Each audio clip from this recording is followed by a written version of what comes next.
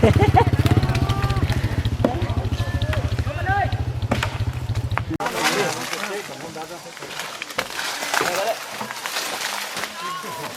กันนะยังงานเราไล่ปนี่ยันละกันเยอะเลยวะโดนหนักอะไรใกล้เลยเนาะ